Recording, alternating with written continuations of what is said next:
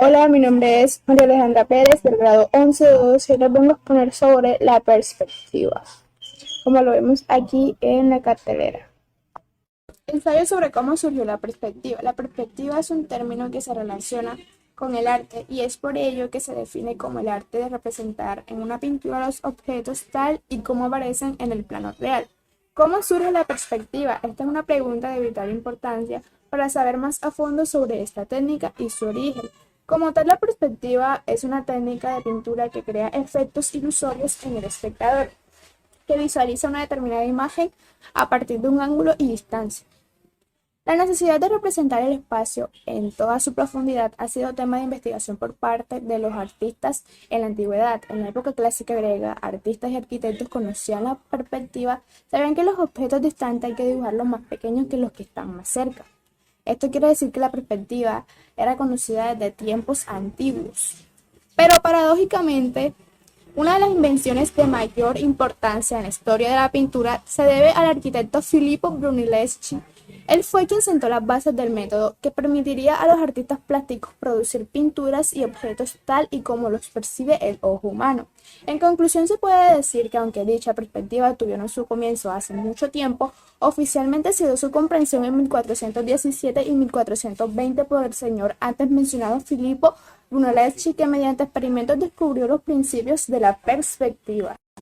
Perspectiva lineal. La perspectiva lineal es la más conocida. Consiste en dibujar los objetos cada vez más pequeños hasta que desaparecen al llegar al punto de fuga. Las perspectivas lineales constan de puntos de fuga y todo lo demás se basa en las líneas que conducen a estos puntos de fuga. Ejemplo de perspectiva lineal. Perspectiva aérea. Se trabaja con 3 puntos de fuga y cada línea que va hacia el punto de fuga que le corresponde. 2 de estos puntos deben estar en las líneas del horizonte y el restante por encima o por debajo. Este es un ejemplo de perspectiva aérea. Perspectiva oblicua. Se trabaja en 2 puntos de fuga ubicados en la línea de horizonte, donde las líneas verticales permanecen intactas pero las demás se unen a los puntos de fuga. Ejemplo. Perspectiva paralela. La paralela es una representación de un objeto tridimensional en una sola vista, caracterizada por el hecho de que las líneas paralelas del objeto no convergen en un punto como en la perspectiva cónica. Consta de un solo punto de fuga que además debería estar justo frente a nosotros o desviado solo ligeramente. Ejemplo. Diferencia entre la perspectiva isométrica y la cónica. La perspectiva isométrica se diferencia de la cónica por las siguientes propiedades.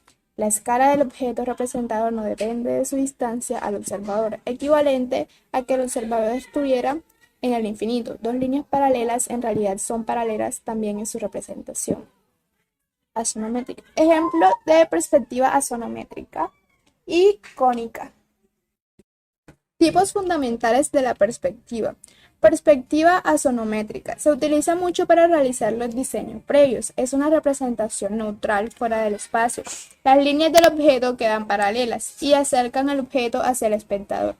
Perspectiva caballera. Este sistema de representación también utiliza la proyección paralela oblicua. En la perspectiva caballera, todas las dimensiones están en su verdadera magnitud, tanto las del plano proyectante frontal como las de los elementos paralelos a él.